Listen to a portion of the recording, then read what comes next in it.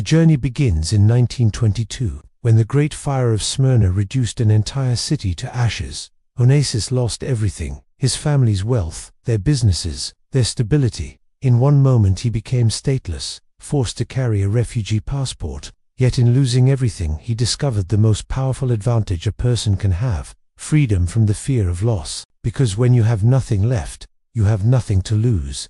When Onassis arrived in Buenos Aires in 1923, most people saw a young man destined for small jobs and a quiet life. He took a job as a night telephone operator at the British United River Plate Telephone Company, a position so insignificant that no one even noticed him. But Onassis was not there to collect a paycheck. He was there to collect intelligence. Every call he connected was a glimpse into the flow of money, trade, and opportunity. He listened, learned, and built a private map of the business world. He knew which industries were booming, which were collapsing, and who was making the moves.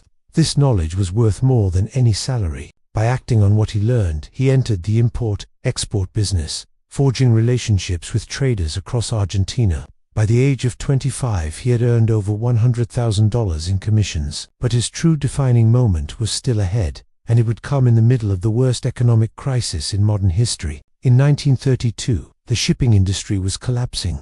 Global trade had ground to a halt. Ships were being sold for scrap at a fraction of their true value. The experts were unanimous: shipping was finished. But Onassis saw the opposite. He knew economic depressions did not last forever, and when trade returned, whoever owned the ships would name the price. While others panicked, he bought 6 cargo ships in what was considered a reckless gamble. To everyone else, it looked insane. To him, it was pure logic. If ships were selling at pennies on the dollar, even years of low rates could not wipe him out. And when the recovery came, the returns would be explosive. The gamble paid off, and after World War II, he doubled down. Buying 23 surplus Liberty ships at bargain prices, he registered them under Panama and Liberia flags to slash costs, and locked in long-term contracts with giants like Mobite and Texaco.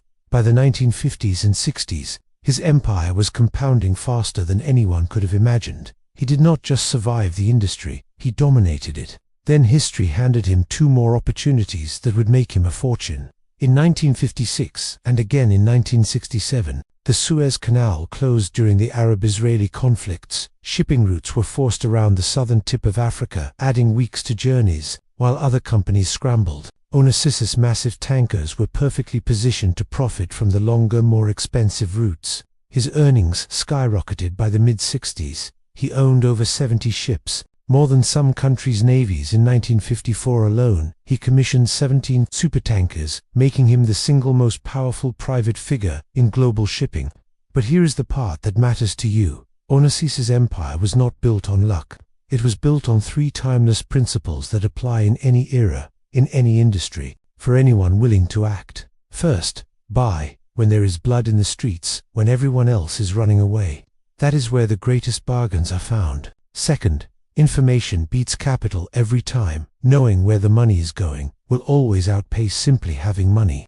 Third, build recurring revenue streams that compound. One profitable deal is good, but a profitable deal that repeats itself without extra work is how wealth multiplies. Onassis did not work longer hours than everyone else. He simply found the right vehicle in the right niche at the right time.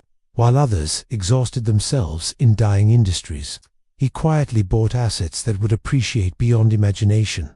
The truth is, similar opportunities exist today, often in industries that seem boring or overlooked. The difference is, most people do not see them, because they are too busy chasing trends. But wealth is rarely found where everyone else is looking.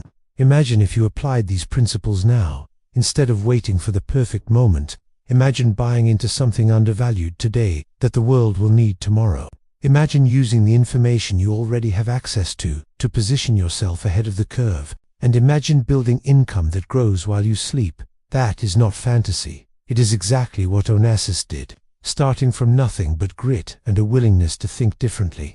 The lesson here is clear. You do not need to start rich. You need to start smart. You need to listen more than you speak, to watch where the world is moving, and to be ready to make a move when others are frozen in fear. Because fortunes are built in moments of crisis, and the people who seize them, the ones who are willing to be called crazy, are the ones who change their lives forever.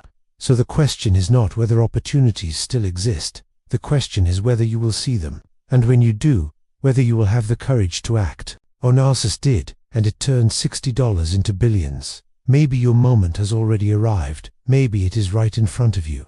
The only thing standing between you and your empire is the decision to start.